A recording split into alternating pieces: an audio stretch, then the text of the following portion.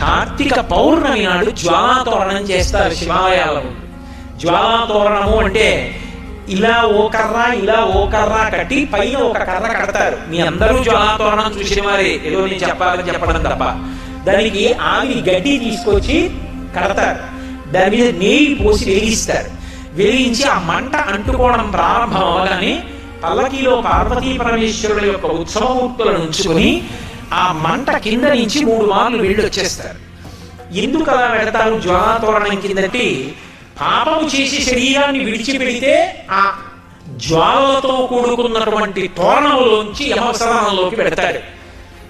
ఇక పైన ఇలా పాపాలు చెయ్యకు, సద్బుద్ధితో ప్రవర్తించు, నువ్వు అక్కడ వెళ్ళవలసినటువంటి దారుణమైన పాపాలు నీకున్నాయి, వాటిని తీసేస్తాను, నీకోసం నేను వస్తాను సాయం.